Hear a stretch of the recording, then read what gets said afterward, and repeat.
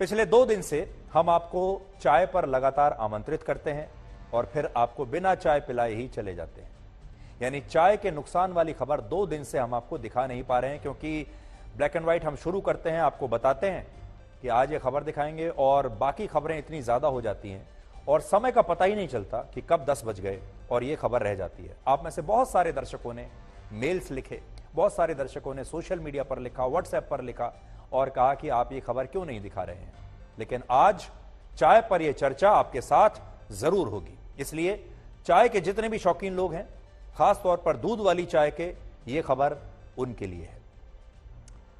उन लोगों के लिए है जो दूध वाली चाय के बहुत शौकीन हैं, क्योंकि एक नई रिसर्च में पता चला है कि दूध वाली चाय को अधिक मात्रा में पीने से आपकी थकान मिटने की बजाय और बढ़ जाएगी।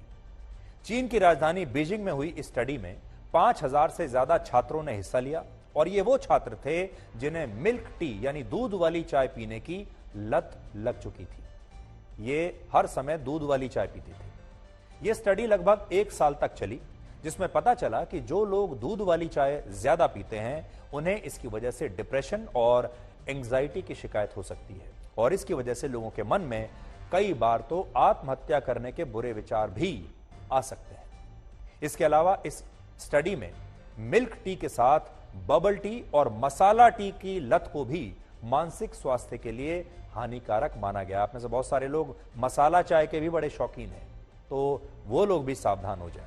हमारे देश में बहुत सारे लोग ऐसे हैं जो ये सोचते हैं कि मसाला चाय उनका सिरदर्द भगा सकती है, उन्हें तरोताजा कर सकती है। लेकिन इस स्टडी के मुताबिक दूध से बनी मसाला चाय या दूध से बनी ऐसी चाय जिसे बहुत देर तक उबालने के बाद पिया जाता है और जिसमें झाग बहुत ज्यादा होते हैं, ऐसी दूध वाली चाय सिर दर्द को कम बिल्कुल नहीं करती, बल्कि ये चाय मानसिक रूप से लोगों को और ज्यादा बीमार बना सकती है। मिल्क टी का मतलब होता है चाय की पत्तियों को दूध और पानी में उबालकर पीना, और जब आप मिल्क टी पीते हैं, दूध वाली चाय पीते हैं, तो आपको यह नहीं पता होता कि इसमें कैफीन भी होता है।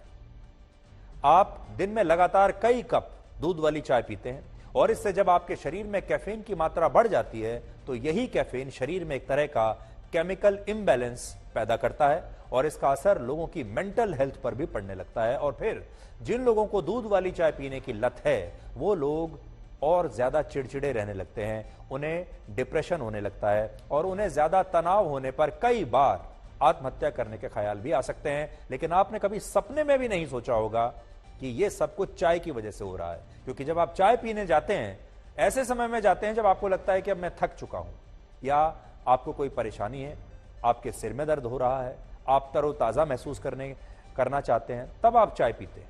लेकिन यह चाय उल्टा काम कर रही है।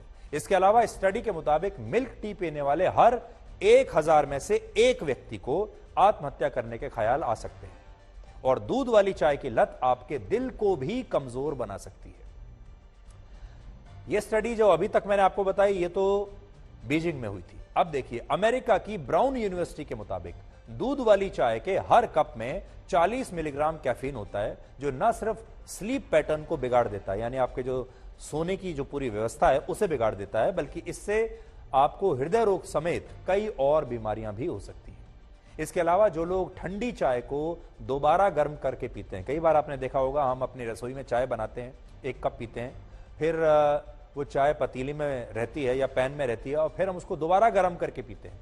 बहुत जगह जब आप जाते हैं स्टॉल में या किसी दुकान पर, चाय हमेशा पतीले में चढ़ी रहती है, पैन में उबलती रहती है और उसी उबलती हुई चाय में से वो आपको चाय पिलाता रहता है।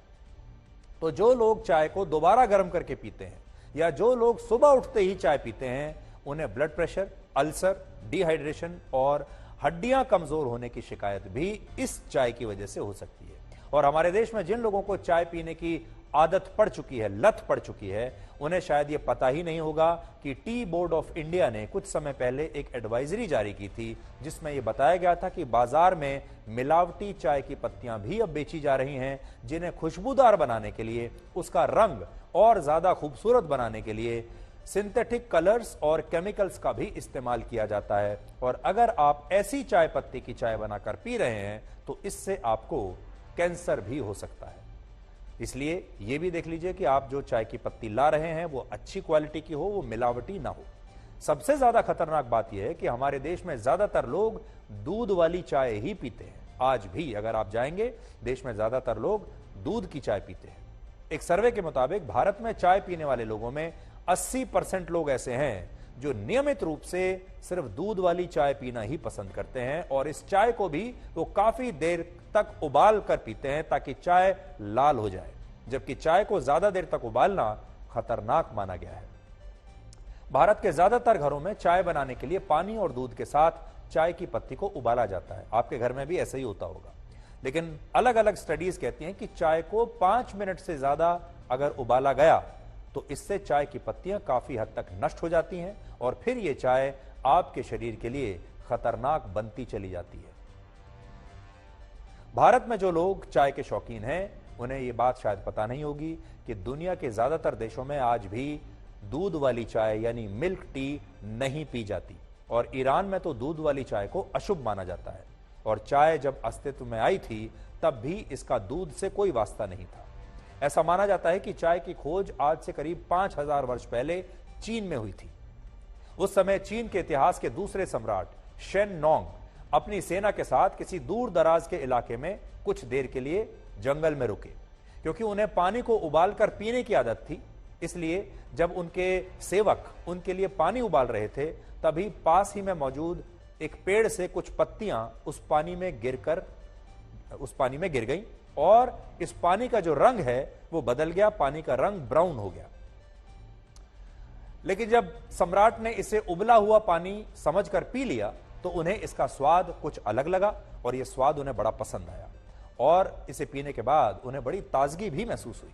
और कहा जाता है कि यहीं से चीन में चाय की परंपरा शुरू हुई, और चीन में इसे चा कहा जाता है। हम तो चाय कहते हैं, वहां इसे चा कहते हैं। भारत में चाय का प्रवेश सैकड़ों वर्ष पहले सिल्क रूट के जरिए हुआ था, लेकिन औपचारिक रूप से भारत के लोगों का चाय से परिचय अंग्रेजों ने करवाया था।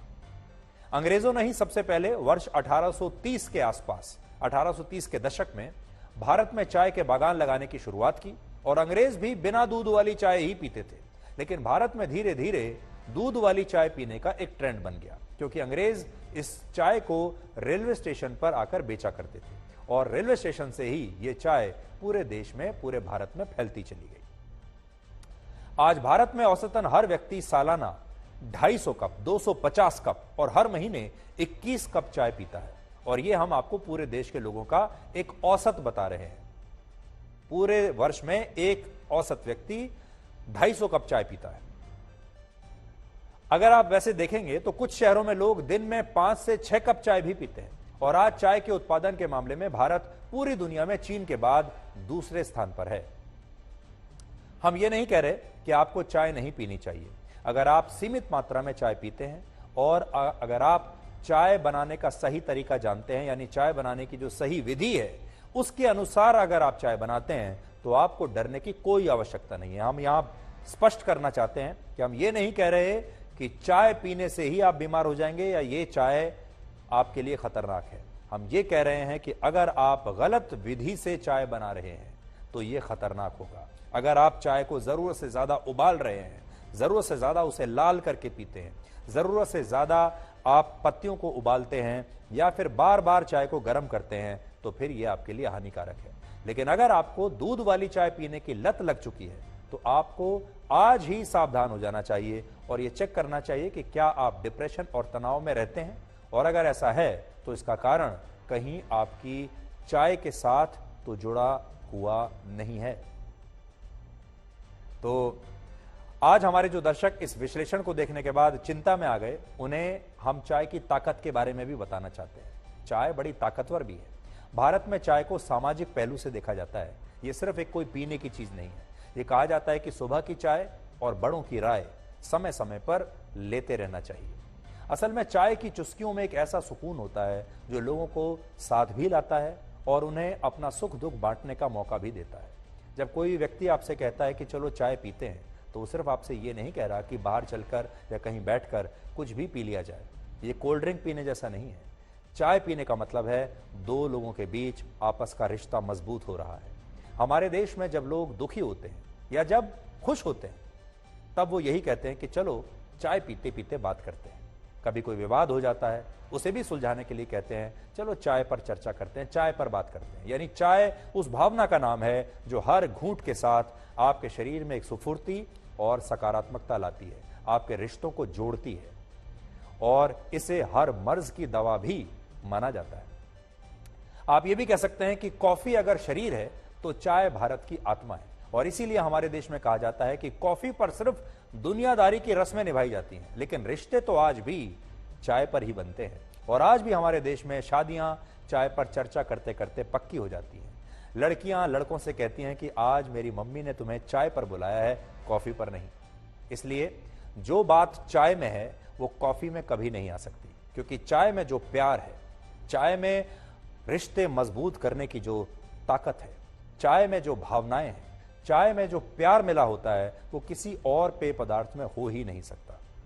हमारे देश में रिश्वत भी चाय पानी के नाम पर मांगी जाती है, और चाय भारत के करोड़ों लोगों की दिनचर्या का हिस्सा है, जिस पर चर्चा करते हुए बड़े बड़े मसले हल हो जाते हैं। इसलिए हम आपसे यही कहेंगे कि आप चाय पीते रहिए, लेकिन इसके साथ ही सावधान भी रहिए, और इसकी लत कम से कम अपने आप को मत लगने दीजिए।